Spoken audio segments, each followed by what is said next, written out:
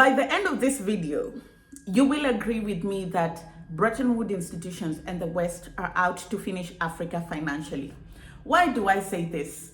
Because Africans borrow at exorbitant rates, 5 times more than every other person borrows, because Africa is a high-risk market. And we borrow in dollar denomination. The local currencies are very volatile right now because of what is happening globally with the economy, and also the US is hiking its Fed rates. So it means that your currency is depreciating, but when you need to pay back, you take your depreciating currency, change it into dollars and pay back. African countries are in debt distress.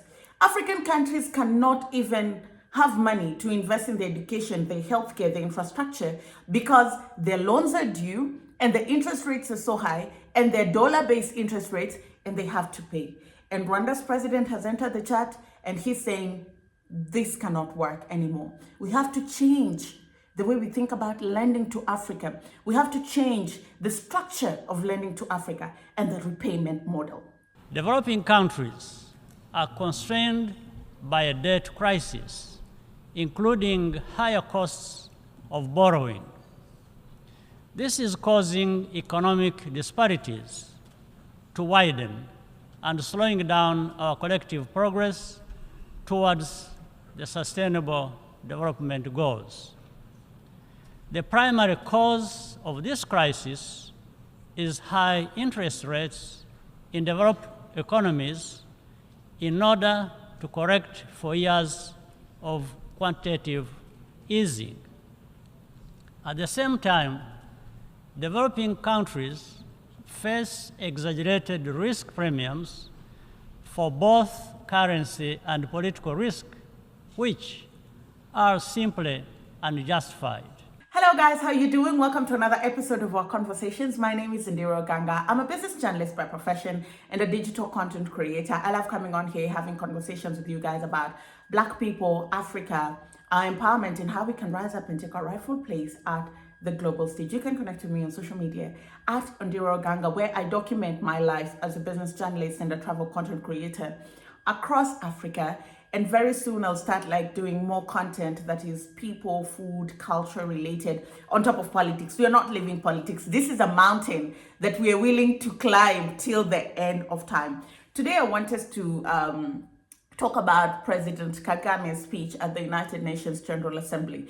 And I like the fact that it's almost like this time around when African leaders are going to UNGA, they synchronize the conversation. It's like they sat in a room and said, you're going to talk about this, you'll talk about this, you'll talk. And by the end, when you listen to all African leaders from a collective point of view, each and every one of them touched on issues that affect Africa in a pertinent way. And you know what the funny thing is? The West always has a hand in it. Today, I want us to discuss the financial structure and lending system that has been helping Africa, but holding Africa back.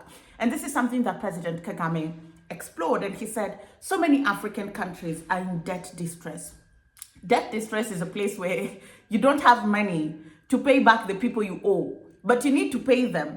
Because if you don't pay them, they're going to tell every other person that you did not pay them back their money, and nobody else will want to give you money. Now, that is a very fair thing to do, but it doesn't take into consideration every other thing that leads us to this moment. Let's just look at what the data says when it comes to debt distress.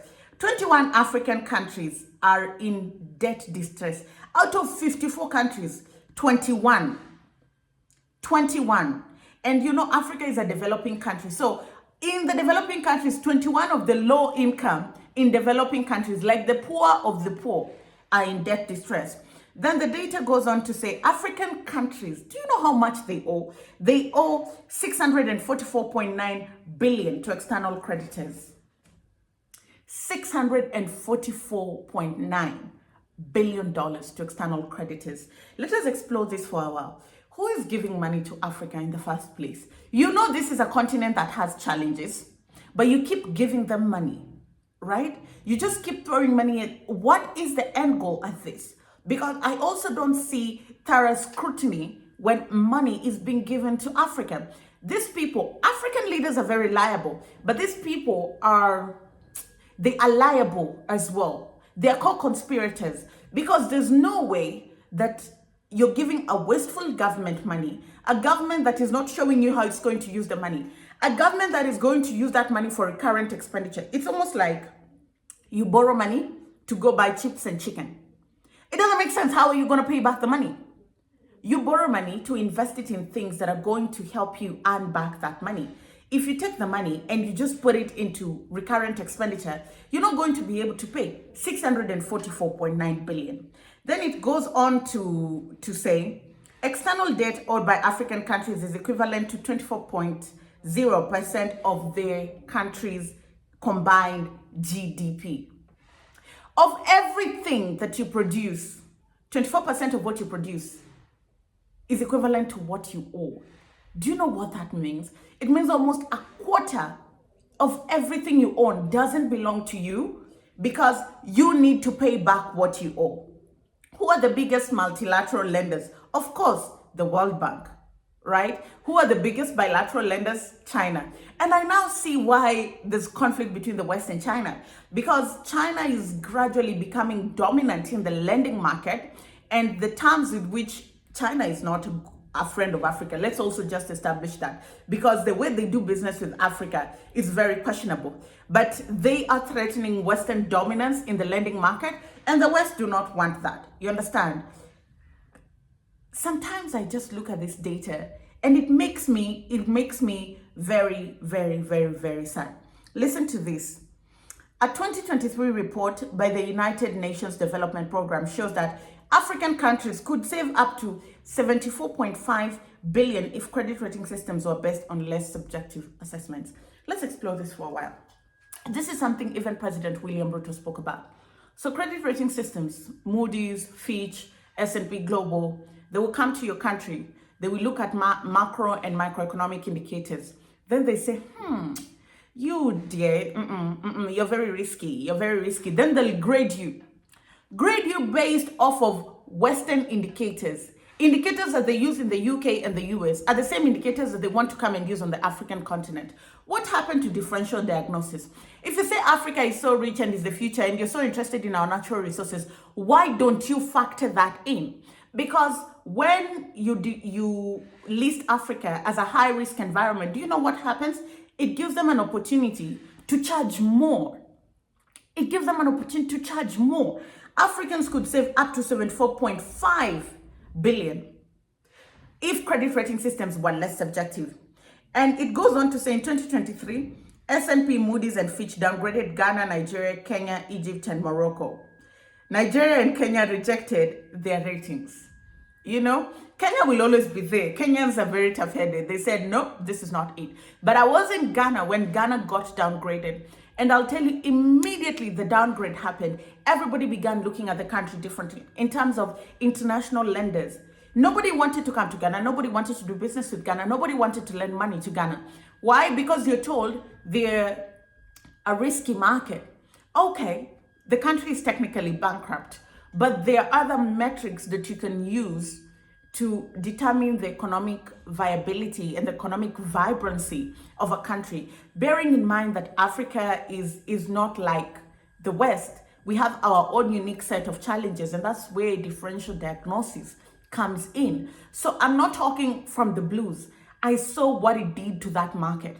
I genuinely saw what it did. Kenya went to the IMF, rather Ghana went to the IMF before Kenya did, and Kenya got their money way sooner than Ghana did, despite the fact that Ghana went to the IMF first. You know why?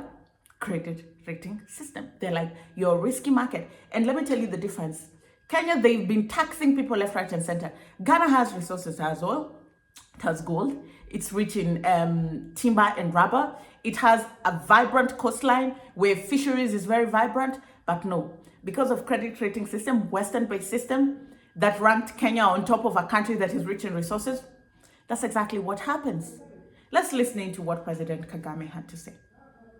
This year's SDG summit has once again raised the alarm about slow pace of SDG implementation, and I commend the Secretary General for the sharp focus he is bringing to this issue. Developing countries are constrained by a debt crisis, including higher costs of borrowing. This is causing economic disparities to widen and slowing down our collective progress towards the sustainable development goals. The primary cause of this crisis is high interest rates in developed economies in order to correct for years of quantitative easing. At the same time, developing countries face exaggerated risk premiums for both currency and political risk, which are simply unjustified. We need serious cooperation to address this. In developing countries, we also have a responsibility to be accountable for the quality of our financial governance and the management of our natural resources. Increasing access to finance also requires reform of our global financial institutions. In this regard, we welcome the proposals of the Bridgetown Initiative, as well as the Paris Summit for a new global financing pact. Rwanda also supports the second replenishment of the Green Climate Fund to create the fiscal space for vulnerable nations to tackle climate change. Africa and small island developing states, many of which are represented in the Commonwealth, want to work with partners and be part of the solution. Well, thank you very much for watching the video. I just feel like sometimes I come and I talk here and it's almost like, oh, that's just your opinion, you know? But I've worked in media long enough to come here with an informed opinion. But throughout this series, I just want to come with data, you know? The next videos that you'll be seeing is just me with data, so that the next time you hear me speaking about these things is not, oh, she's just speaking for the sake of it. It's because before we come here, we do research, and it's everything that we say is informed by data. But I also want you to be conversant with that data, so that the next time you hear something about Africa or you read something about Africa, you can make an informed decision based off of the data that I've shared with you. Thank you very much for watching. I'll see you again next time. Connect with me on social media at Ondiro Oganga on Facebook, Instagram, and Twitter. I'll see you again next time.